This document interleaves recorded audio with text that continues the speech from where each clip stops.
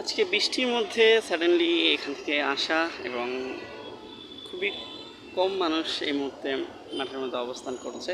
আসলে বৃষ্টির দিন বলেই মানুষ নেই। তো এটা হচ্ছে আমাদের ঐতিহ্যবাহী গোলাপবাগ মাঠ। তো এই মাঠের অনেক উত্থান পতন দেখা হয়েছে।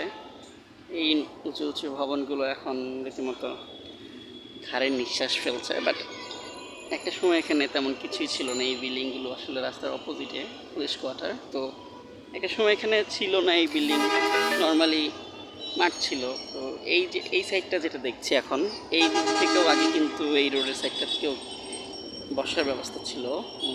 এই সাইডটা যেরকম এখন শুধু একটা সাইডে বসার ব্যবস্থা আছে, বাট পূর্বে এই মাঠটার সিনারিও অন্যরকম ছিল। এই এখন যে জায়গাটা ফাঁকা, এটা আসলে এখানে আরেকটা গ্যালারির ব্যবস্থা ছিল, আসন ব্যবস্থা। তো ওই পুরো মাঠটা তখন ডিভাইডেড ছিল দুটো পার্টে। তো সেই মেমোরি এখন আসলে এখানে বলে হাস্যকর মনে হবে অনেকের কাছেই, সেটা আসলে অনেক দিন আগের ঘটনা। তো আমি তো এখানে অনেক দিন যাবৎ আছি, আসলে বাই ব্রন এখানে অবস্থান করছি। তো সেই জন্য এই মেমোরিগুলো সব আমার কাছে মানে খুবই চোখের সামনে সবগুলো, যদিও এখন সেটা আসলে কোনো ক্যামেরা বন্দি করা হয়নি, তাই সেটা এখন আর এখানে বলে দেখানো যাচ্ছে না বা বোঝানোও যাচ্ছে না। তো এখনকার হচ্ছে যে এই মাঠের অবস্থা, তো এখন তো এটা শুধু খুব সুন্দর একটা পরিবেশ, বাট আগের পরিবেশটা কোয়াইট ডিফারেন্ট ছিল। অ্যান্ড স্পেশালি আজকের পরিবেশটা আরেকটু বেটার, বিকজ হ্যাভি রেইন চলছে। তো রেইনের পরে একটু সময় ফাঁকা।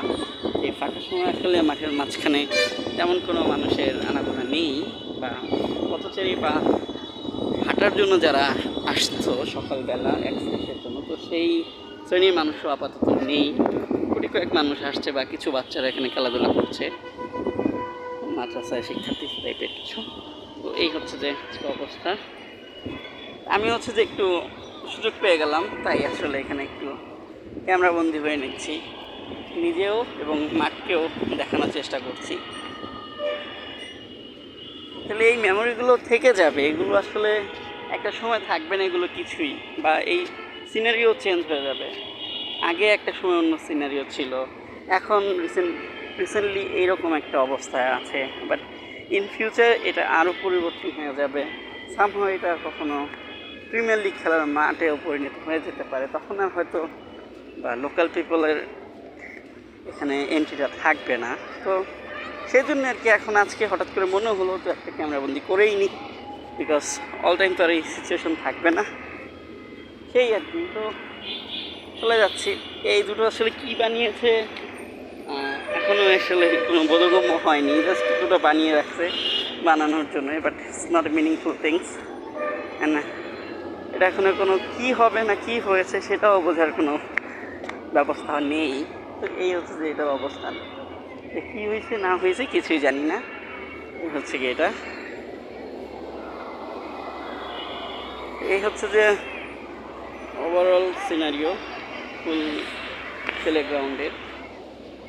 এখানে একটা আবার ভলিবলের কোর্ট আছে, বাট ভলিবল তো হয় না, সচরাচর বাচ্চারা ক্রিকেটই বেশি খেলে এখানে। এই যে এখানের যে একটু কালারফুল বিল্ডিং দেখা যাচ্ছে, এই টোটাল এরিয়ার মাঝখানে সব থেকে বড় বিল্ডিং এটাই ছিল একসময়, যদিও সেটা এখন কালের বিবর্তনে সেটাই এখন রীতিমতো সবচেয়ে ছোটো বিল্ডিংয়ে পরিণত হয়েছে। এটাই আসলে সময়ের ব্যবধান, যে এক সময় বিশাল থাকবে সেই এক সময় ক্ষুদ্র হয়ে যাবে, যে এক সময় খুবই ইম্পর্টেন্ট থাকবে সেই এক সময় খুব মূল্যহীন হয়ে যাবে। This is reality, this is the rules of nature. By the way, অনেক কথা বলে ফেললাম। মাঠের এখানে এখন আবার একটা ছোটোখাটো নার্সারিও তৈরি হয়েছে, যদিও এগুলো আসলে অতটা এফেক্টিভ না, কারণ এখানে অত তেমন কোনো গাছ নেই, প্রয়োজনীয়তা ইম্পর্টেন্ট কোনো গাছও নেই। এই হচ্ছে কি অবস্থা। আমি ভিডিও ক্লিপটা এখানেই শেষ করি আজকের জন্য। আজকে হচ্ছে যে জুলাই মাসের 1 তারিখ 2024। একসময় এটাই অনেক অনেক অনেক পুরনো একটা ডেট হয়ে যাবে। ক্যামেরাবন্দির এটাই একটা মজা, কখন যে কি বন্ধ করে রাখবেন, সেটা যে কখন কত ইম্পর্টেন্ট একটা মেমোরি হয়ে যাবে ইউ নেভার নো। এই সিম্পল ভিডিওগুলো একসময় অনেক ইম্পর্টেন্ট হয়ে যাবে, যখন এটা অনেক দিন পরে দেখা যাবে। এই কারণে এই মেমোরিগুলো থাকবে না একটা সময়। এই জন্যই আর কি করা ইম্পর্টেন্ট বা কোনো ইনফরমেটিভ কিছু যে সেটা কিন্তু না, very common and simple things.